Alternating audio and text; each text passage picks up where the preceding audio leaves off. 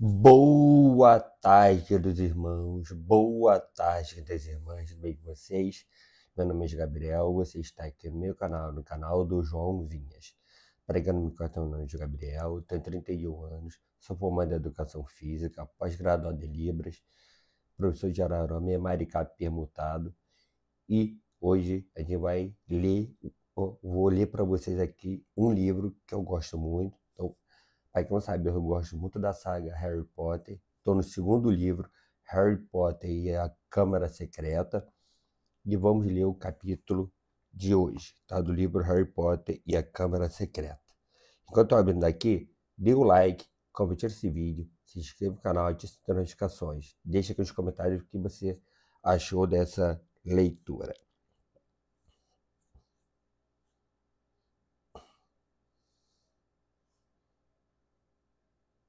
Capítulo 5. O Salgueiro Lutador. O fim das férias de verão chegou muito depressa para o gosto de Harry. Ele estava ansioso para regressar a Hogwarts, mas aquele mês na toca foram o mais felizes de sua vida. Era difícil não ter inveja de Rony quando pensava nos Dursley e no tipo de boas-vindas que poderia esperar na próxima vez que aparecesse na Rua dos Alfeneiros. Na última noite de férias, a Sra. Weasley fez aparecer um jantar suntuoso que incluiu todos os pratos favoritos de Harry, terminando com um pudim caramelado de dar água na boca. Fred e George encerraram a noite com uma queima de fogos filibusteiro. Encheram a cozinha de estrelas vermelhas e azuis que ricochetearam do teto para as paredes durante no mínimo uma hora. Então chegou a hora da última caneca de chocolate quente e de ir para a cama. Eles demoraram para viajar na manhã seguinte. Acordaram ao nascer do sol, mas por alguma razão pareceu ter um bocado de coisas para fazer. A Sra. Weasley correu de um lado para o outro mal-humorada, procurando meias desparelhadas e penas de escrever. As pessoas não paravam de dar encontros nas escadas, meio vestidas, levando pedaços de torradas nas mãos. E o Sr. Weasley quase quebrou o pescoço ao tropeçar em uma galinha solta quando atravessava o quintal carregando um malão de gina até o carro. Harry não conseguiu imaginar como é que 8 pessoas, 6 malões, 2 corujas e um rato iam caber num pequeno Ford Anglia. É claro que ele não contara com os acessórios especiais que Sr. Weasley acrescentara. Nenhuma palavra mole, cochichou ele a Harry quando abriu a mala do carro e lhe mostrou como aumentara por artes mágicas para que a bagagem coubesse sem problemas. Quando finalmente todos tinham embarcado no carro, a Sra. Weasley olhou para o banco traseiro, onde Harry, Rony, Fred, George e Percy estavam sentados confortavelmente lado a lado e disse: Os trouxas sabem mais do que nós queremos reconhecer, não é? Ela e Gina entraram no banco dianteiro, que foram aumentados de tal maneira que parecia um banco de jardim público. Quero dizer, olhando de fora, a pessoa nunca imaginaria como um carro é espaçoso, não é? O seu Weasley ligou o motor e saiu do quintal, enquanto Harry se virava para trás para dar uma última olhada na casa. Mal teve tempo para pensar quando a veria outra vez e já estavam de volta. Jorge esquecera a caixa de fogos filibusteiro. 5 minutos depois, tornaram a parar no quintal para Fred ir buscar depressa sua vassoura. Tinham quase chegado à rodovia quando Gina gritou que deixara o diário em casa. Na altura em que embarcaram no carro, eles já estavam muito atrasados e muito mal-humorados. O seu Weasley olhou para o relógio e depois para sua mulher. Mole, querida. Não, Arthur. Ninguém veria. Esse botãozinho aqui é um multiplicador de invisibilidade que instalei. Isso nos faria decolar e voar acima das nuvens. Estaremos lá em 10 minutos e ninguém saberia. Eu disse não, Arthur. Não em plena luz do dia. Eles chegaram à estação de King's Cross às 15 para as 11. O seu Weasley disparou até o outro lado da rua para buscar carrinhos para bagagem e todos correram para a estação. Harry tomara o Expresso de Hogwarts no ano anterior. A parte complicada era chegar à plataforma 9:30, que não era visível aos olhos dos trouxas. O que a pessoa tinha que fazer era atravessar uma barreira sólida que separava as plataformas 9 e 10. Não mascava, mas tinha que ser feito com cautela, de modo que os trouxas não vissem a pessoa desaparecer.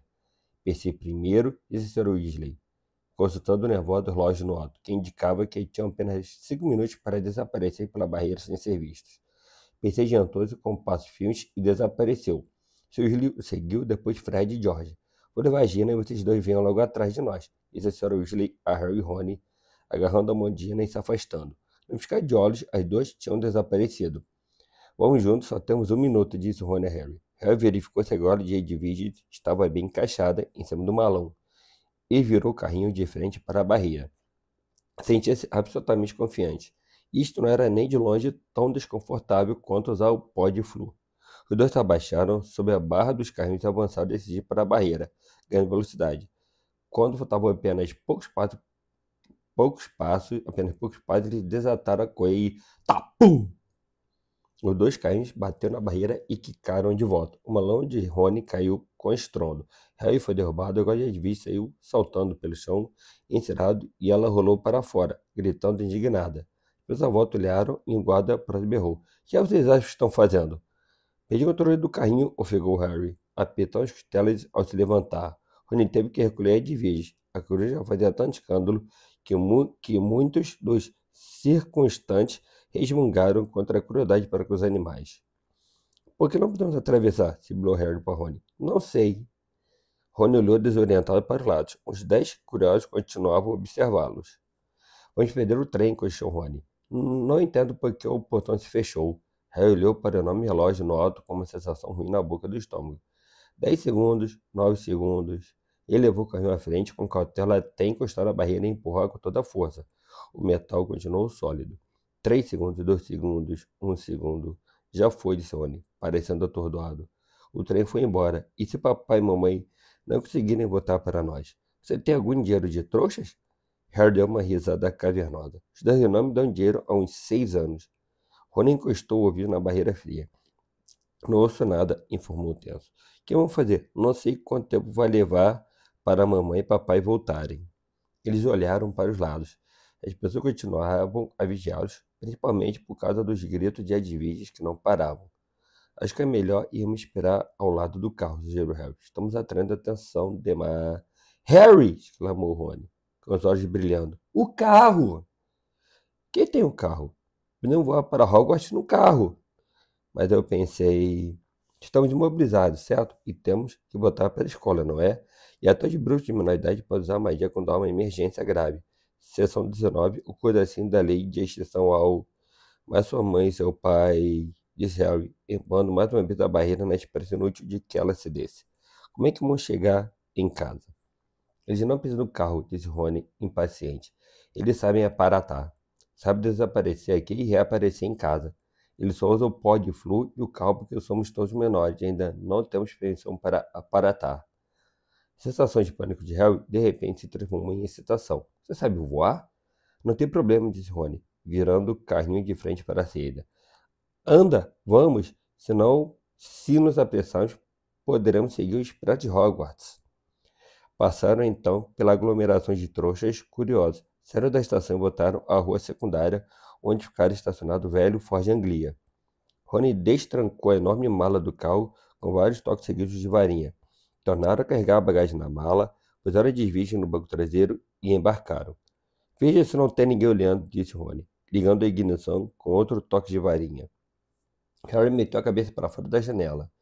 O tráfego roncava pela estrada principal adiante, mas a rua deles estava deserta.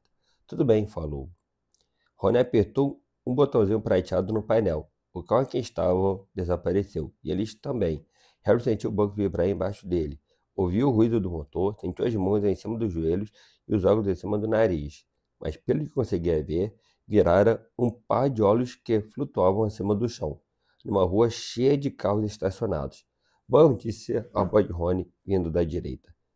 E o chão e os edifícios sujos de cada lado se distanciaram e foram desaparecendo de vista, à medida que o carro decolava. Em segundos, Londres inteira estava lá embaixo, esfumaçada e cintilante. Então viu-se um estampido e o carro. Harry e Rony reapareceram. Epa!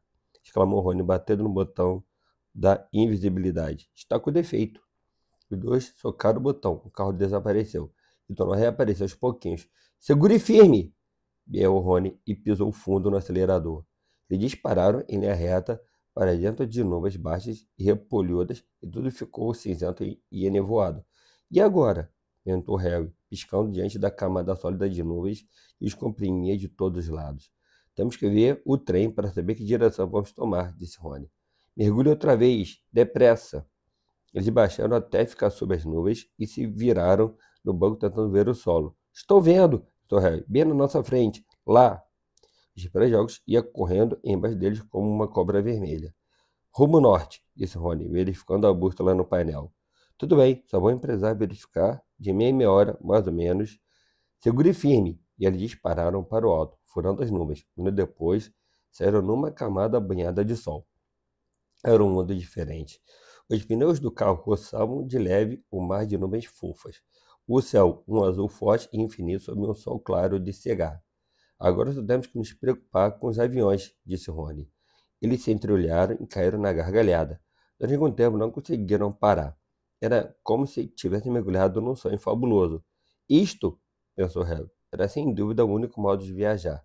Deixando para trás os redemoinhos e as torrinhas de nuvens branquíssimas, em um carro inundado pela luz quente e clara do sol, com um pacotom de caramelos no porta-luvas e a perspectiva de ver as caras invejosas de Fred e George quando eles aterrissassem suave e espetacularmente no vasto gramado diante do castelo de Hogwarts.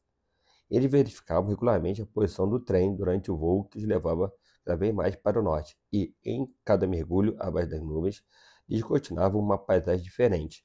Londres não tardou a ficar muito para trás, substituída por campos verdes e geométricos que, por sua vez, cederam lugar a grandes estações de terra roxa, pantanosa, uma metrópole que pululava de caos que lembravam formigas multicoloridas, cidadezinhas com igrejas de brinquedo. Várias horas tranquilas depois, no entanto, Harry teve que admitir que o divertimento estava começando a cansar. Os caramelos tinham deixado os dois cheios de sede e não havia nada para beber. Ele e Rony tinham despido os suéteres, mas a camiseta de Harry estava grudando no encosto do banco, e os óculos não paravam de escorregar pela ponta do nariz suado. Ele deixara de reparar nas formas fantásticas das nuvens e agora pensava com saudade no trem, quilômetros abaixo, onde podia comprar suco de abóbora bem gelado em um carrinho empurrado por uma bruxa gorducha, que não tinham podido chegar à plataforma 9:30. Não pode faltar muito mais, não é? Perguntou Rony rouco, horas depois, quando o sol começou a afundar pelo chão de nuvens, tingindo-o de rosa forte. Pronto para verificar outra vez a posição do trem? Então continuava embaixo deles, contornando uma montanha de pico nevado. Escurecera bastante sob a abóbada de nuvens. Rony pisou fundo no acelerador e fez o carro subir outra vez. Mas ao fazer isto, o motor começou a soltar um silvo agudo. Harry e Rony trocaram olhares apreensivos. Provavelmente ele está cansado, disse Rony. Nunca foi tão longe antes. E os dois fingiram não notar o ruído que ficava cada vez mais forte, à medida que o céu ia escurecendo cada vez mais. As estrelas espocavam na escuridão. Harry tornou a vestir o suéter, tentando fingir que não via que os limpadores do para-brisa agora se moviam devagar, como se protestassem. Falta pouco, disse Rony, mais para o carro do que para Harry. Falta pouco agora, e deu umas palmadinhas nervosas no painel. Quando voltaram a voar sobre as nuvens, um pouco mais tarde, tiveram que apurar a vista na escuridão para encontrar um marco que conhecessem. Ali! Gritou Harry, sobressaltando Rony e Edwige. Bem em frente! Recortado no horizonte escuro, no alto do penhasco sobre o lago, estavam as torres e torrinhas do castelo de Hogwarts. Mas o carro começara a tremer e a perder velocidade. Vamos, disse Rony, em tom de quem quer adular, dando uma sacudidela no volante. Quase chegamos. Vamos! O motor gemia. Finos penachos de fumaça saíam por debaixo do capô. Harry viu-se agarrando as botas do banco com toda a força ao voarem em direção ao lago. O carro deu uma estremeção feio. Ao espiar pela janela, Harry viu a superfície lisa, escura e espelhada da água, 1,5 km abaixo. Os nós dos dedos de Rony estavam brancos de tanto apertar o volante. O carro estremeceu outra vez. Vamos! Murmurou Rony. Sobrevoaram o lago. O castelo estava bem à frente. Rony apertou o acelerador. Ouviu-se uma batida metálica e alta. Um engasgo e o motor morreu de vez. Epa! Exclamou Rony em meio ao silêncio. O nariz do carro afundou. Estava caindo, ganhando velocidade, rumando direto para a parede maciça do castelo. Não!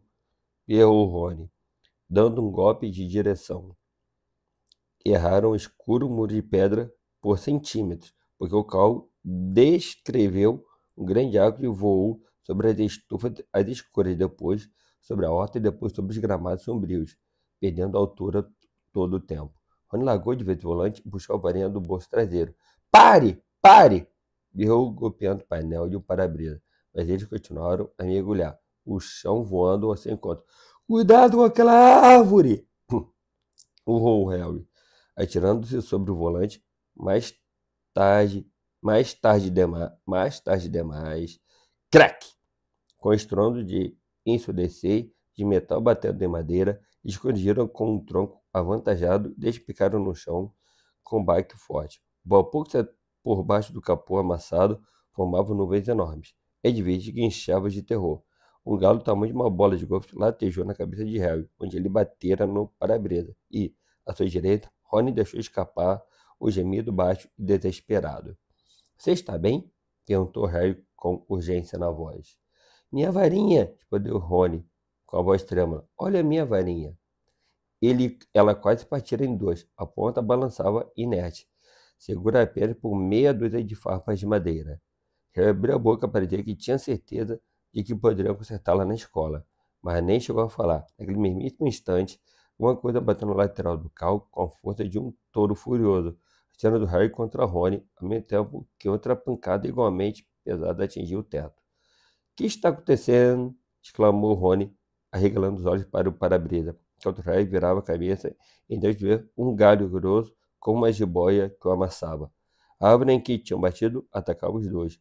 Curvaram o tronco quase ao meio e seus ramos nodosos socavam cada centímetro do que conseguiam alcançar. Caracas! Exclamou Rony quando o outro ramo retorcido fez uma grande moça na porta do lado dele. O para-brisa agora vibrava sob uma saraivada de golpes aplicados por galinhos em forma de nós. E um galho grosso, como um ariete, socava furiosamente o teto, que parecia estar afundando. Se manda! Gritou Rony, atirando todo o peso contra a porta. Mas no segundo seguinte, ele era empurrado de volta contra o colo de Harry, por um direto no queixo dado por outro galho. Estamos perdidos! Gemeu ele quando o teto afundou, mas de repente o fundo do carro começou a vibrar. Voltou a pegar outra vez. Dê marcha ré! Berrou Harry, e o carro disparou para trás. Harry continuava a tentar atingi-los. Ouviu as raízes rangerem como se rasgassem, tentando golpeá-los enquanto se afastavam dela a toda. Essa, ficou Rony, foi por pouco. Muito bem, carro. O carro, porém, chegara ao limite de suas forças. Com dois fortes trancos, as portas se escancararam e Harry sentiu o banco deslizar para um lado. No momento seguinte, ele se viu estatelado no chão úmido.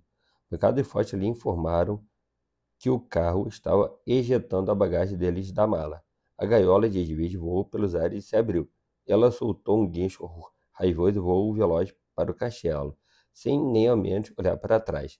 Então, amassado, arranhado e fumegando, o carro saiu roncando pela escuridão, lanternas traseiras brilhando com raiva.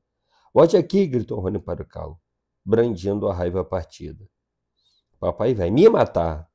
O carro desapareceu de vista com uma última gargalhada do cano de descarga. Dá para acreditar na nossa sorte? Disse Rony infeliz, abaixando-se para recolher perebas. De todas as árvores em que podíamos ter batido, tínhamos que bater nessa que revida? Ele espiou por cima do ombro a velha árvore, que continuava a agitar os ramos ameaçadoramente. Vamos, disse Harry cansado. Vamos irmos logo para a escola. Não se pareceu nada com a chegada triunfal que ele tinha imaginado. Os músculos duros, entregelados e contundidos, os dois apanharam as alças dos malões e começaram a arrastá-los pela encosta gramada acima, em direção à imponente porta de entrada de carvalho. Acho que a festa já começou, comentou Rony, largando a mala ao pé dos degraus da entrada e indo silenciosamente para uma janela iluminada. Ei, Harry, vem ver, é a seleção! Harry correu à janela e juntos ele e Rony contemplaram o salão principal. Uma quantidade de velas pairava no ar sobre as 4 mesas compridas e lotadas, fazendo os pratos e as taças de ouro faiscarem. No alto, o teto encantado, que sempre refletia o sol lá fora, pontilhado de estrelas. Em meia floresta de chapéus cônicos de Hogwarts, Harry viu uma longa fila de principiantes de cara assustada entrar no salão. Ron estava entre eles, facilmente identificável pelos cabelos da família Weasley, muito vívidos. Entremente, a professora McGonagall, uma bruxa de óculos que usava os cabelos presos em um coque, estava colocando o famoso chapéu seletor sobre um banquinho diante dos recém-chegados. Todo ano, aquele chapéu antigo, remendado, esfiapado e sujo, selecionava novos alunos das 4 casas de Hogwarts: Grifinória, Lufa-Lufa, Corvinal e Sonserina. Harry lembrava-se bem da noite em que o colocara na cabeça, exatamente há um ano, e esperara, petrificado, a decisão do chapéu que murmurava audivelmente em seu ouvido. Por alguns segundos terríveis, ele receara que o chapéu fosse colocado na Sonserina, a casa de onde saía um número maior de bruxos e bruxas das trevas do que o de qualquer outra, mas ele acabara indo para a Grifinória, junto com Rony, Hermione e o resto dos Weasley. No último trimestre letivo, Harry e Rony tinham ajudado a Grifinória a ganhar o campeonato das casas, versão Sonserina pela primeira vez em 7 anos. Um garoto muito pequeno, de cabelos castanho acinzentado, foi chamado para colocar o chapéu na cabeça. O olhar de Harry passou por ele e foi posar no lugar em que Dumbledore, o diretor, assistia à cerimônia sentado à mesa dos funcionários, sua longa barba prateada e os óculos de meia-lua brilhando à luz das velas. Vários lugares adiante, Harry viu Gilderoy Lockhart com suas vestes azuis, e lá na ponte sentava-se Hagrid, enorme e peludo, bebendo grande gole de sua taça. "Espere aí", cochichou Harry para Rony. "Há uma cadeira vaga na mesa de funcionários. Onde está o Snape?" Severus Snape era o professor de que Harry menos gostava. Por acaso, Harry era o aluno de quem Snape menos gostava também. Cruel, irônico e detestado por todo mundo, exceto pelos alunos de sua própria casa, Sonserina. Snape ensinava poções. "Vai ver, ele está doente", disse Rony esperançoso. "Vai ver, ele foi embora", disse Harry, porque não conseguiu lugar de professor de defesa contra as artes das trevas outra vez. "Ou vai ver, foi despedido", disse Rony entusiasmado. "Quero dizer, todo mundo o detesta." "Ou vai ver", disse uma voz muito seca atrás deles. "Está esperando para saber por que vocês dois não chegaram no trem da escola." Harry virou-se depressa. Ali, às vestes negras, ondeando a brisa gelada, achava-se parado Severus Snape. Era um homem magro, com a pele macilenta, o nariz curvo e cabelos negros e oleosos até os ombros, e, naquele momento, sorrindo de um jeito que dizia a Harry e Rony que eles estavam numa baita encrenca. "Me acompanhe", disse Snape. Se nem ousarem se entreolhar, Harry e Rony seguiram Snape pela escada e entraram no enorme saguão cheio de ecos, iluminado por tochas. Um cheiro delicioso de comida vinha do salão principal. Snape os levou para longe do calor e da luz e desceu uma estreita escada de pedra que levava às masmorras. "Para dentro", disse ele, indicando a porta que abrira no corredor frio.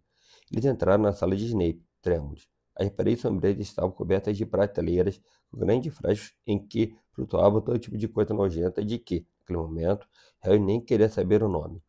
A lareira estava apagada e vazia. Nem fechou a porta e virou-se para encará-los. "Então", disse com suavidade, "o treino é bastante bom para o monge Harry Potter e seu leal escudeiro Weasley? Querem chegar acontecendo? Não foi, rapazes?" "Não, senhor. Foi a barreira da estação King's Cross. Ela..." "Silêncio", disse Snape secamente. "Que foi que fizeram com o carro?" Rony engoliu em seco.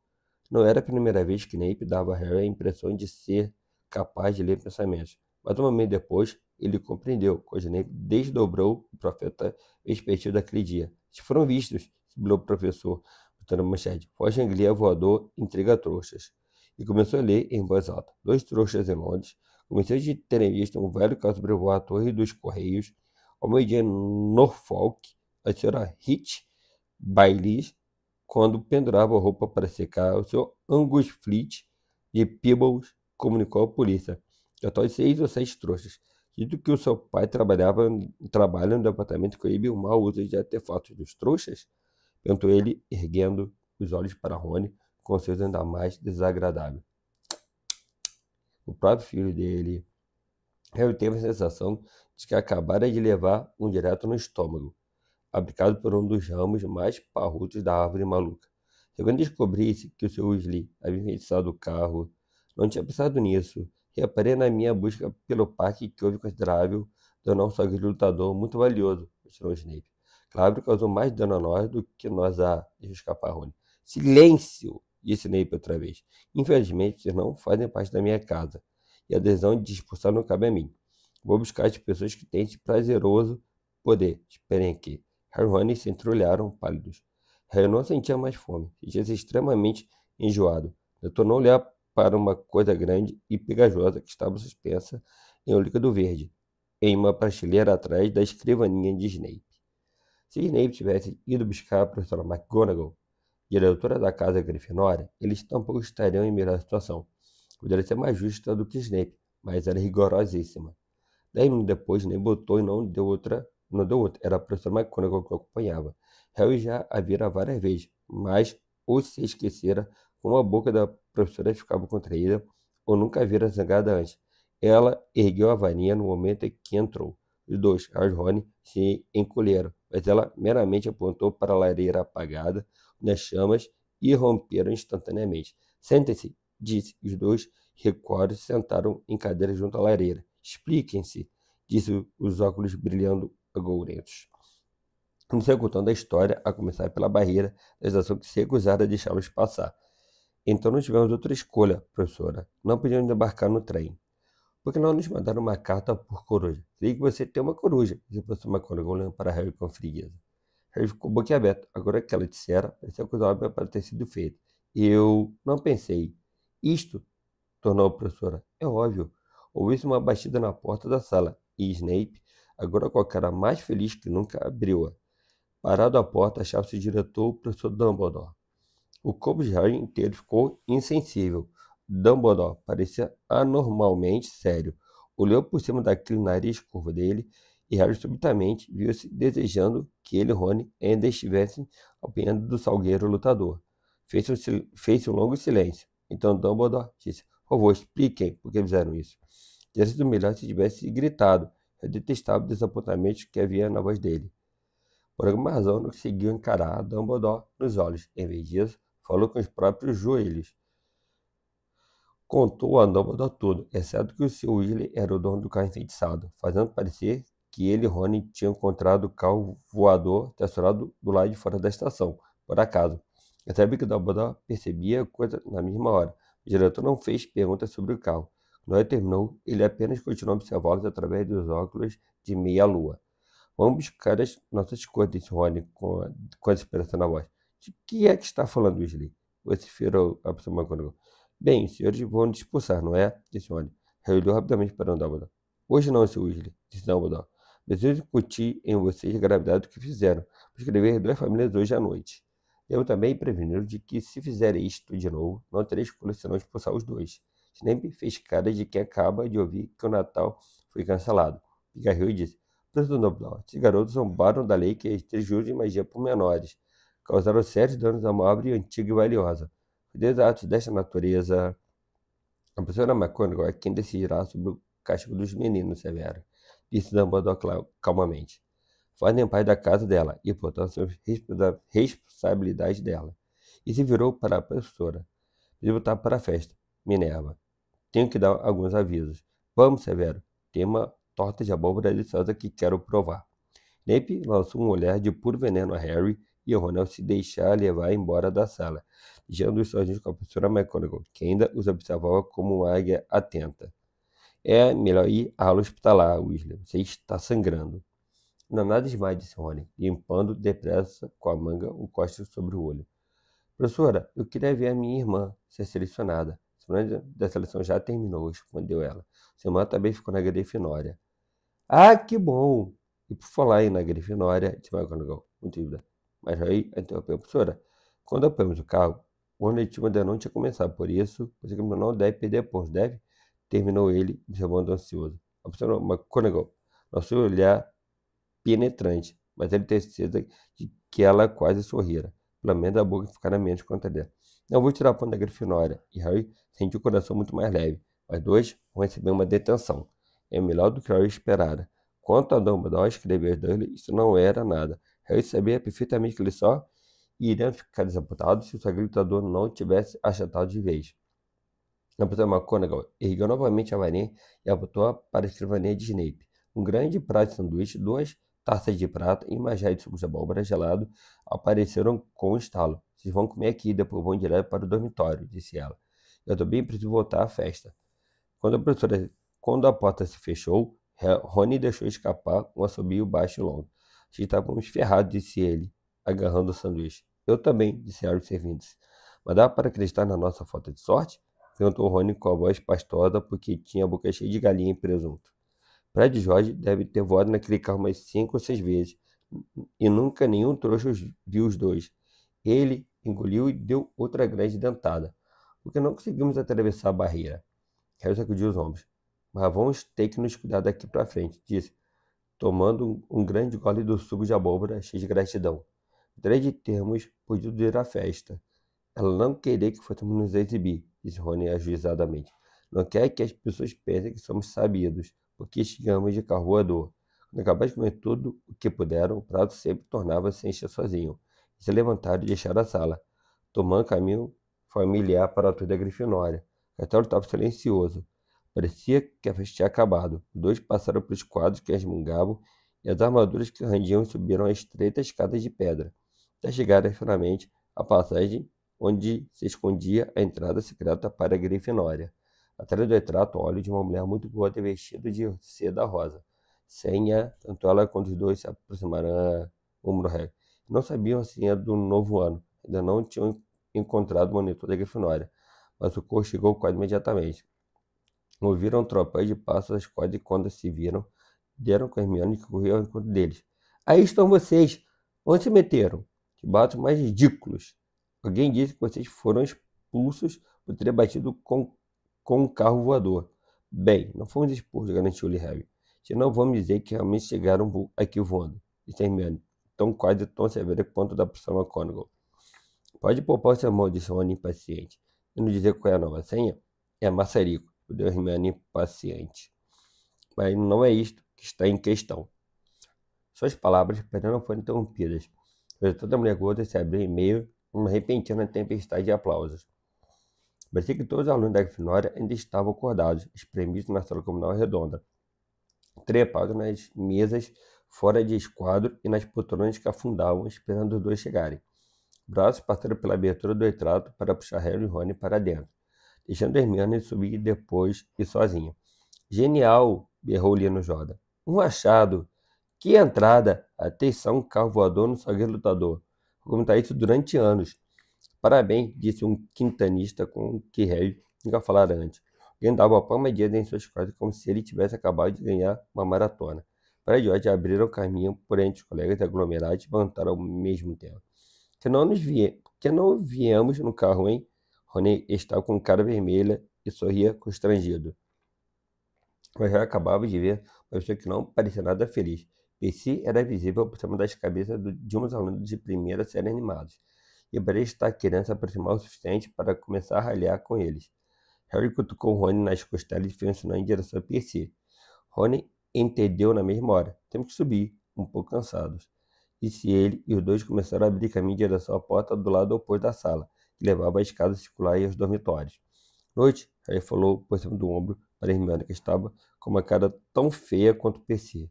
Os garotos conseguiram chegar ao outro lado da sala comunal, recebendo palmadinha nas costas, e alcançaram a paz das escadas. Subiram a escada correndo direto para cima e, finalmente, chegaram à porta do antigo dormitório, que agora tinha um letreiro que dizia aluno de segunda série. Entraram no quarto circular que já conheciam, com cama de 4 colunas e cortinas de veludo vermelho, e suas janelas altas e estreitas. Seus malões tinham sido trazidos até o quarto e colocados aos pés das camas. Rony sorriu com um ar de culpa para Harry. Sei que não devia ter curtido isso nem nada, mas a porta do dormitório se escancarou e por ela entraram os segundanistas da Grifinória, Seamus Finnegan, Dino Thomas e Neville Longbottom. Inacreditável! Exclamou Seamus radiante. Legal, disse Dino. Uma sombra, que seu Neville atônito. Harry não conseguiu se controlar. Sorriu também. Onde é que foi a leitura do capítulo 5 do livro do Harry Potter, do livro da saga A Câmara Secreta, cujo tema foi O Salgueiro Lutador. Valeu, até a próxima. Tchau. Fui. Valeu.